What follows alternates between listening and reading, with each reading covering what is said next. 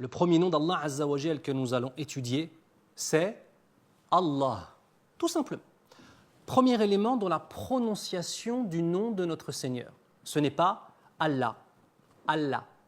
On a deux éléments importants ici. Quand on prononce le nom de notre Seigneur, c'est le fait de faire un la qui soit grave. Comment je fais pour faire un la qui soit grave? Je creuse ma langue. Écoutez la différence. Allah, Allah, la, la. Je creuse ma langue.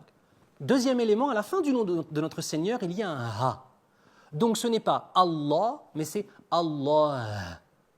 Pour savoir si vous faites bien cette lettre, vous posez la main sur votre poitrine et vous faites ah. Et si ça vibre, c'est que c'est bon. Première des choses, on doit bien prononcer les noms de notre Seigneur. Deuxième des choses, que signifie Allah?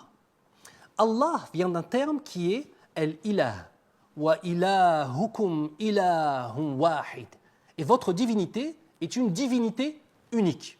Ou nous l'avons aussi dans la ilaha illallah. Il n'y a d'autres divinités dignes d'adoration hormis Allah. Le terme ilah signifie la divinité.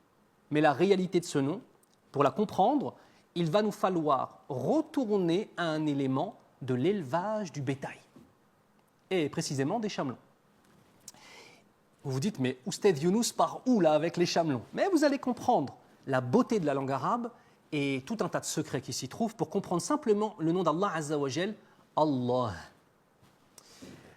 Lorsque les Arabes élèvent des chameaux, les chamelons naissent et il arrive un moment où on doit séparer le chamelon de sa maman.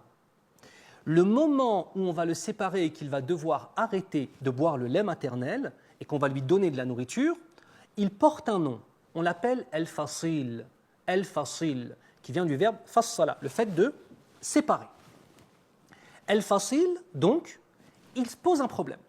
Si j'ai la mère qui est ici et j'ai le chamelon qui est là, le chamelon va pleurer, la mère va l'entendre, et tant qu'ils vont se répondre, écoutez bien, le chamelon refusera toute autre nourriture que le lait de sa mère, et il finira par mourir de faim. Et la mère, d'être séparée de son chamelon et de l'entendre lui répondre, elle refusera toute nourriture jusqu'au moment de mourir. La séparation devient une cause de mort. Donc les Arabes, que faisaient-ils? Jusqu'à aujourd'hui, ils le font. Ils prennent tous les chamelons qui sont arrivés à cet âge-là, le fisal, ceux qui sont en âge d'être séparés, et ils les mettent à l'entrée de la ville.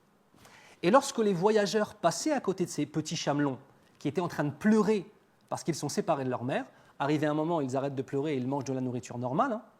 Écoutez ce qu'ils disaient. Ils disaient « Laqad aliha al-fasil ». « Laqad aliha al-fasil ».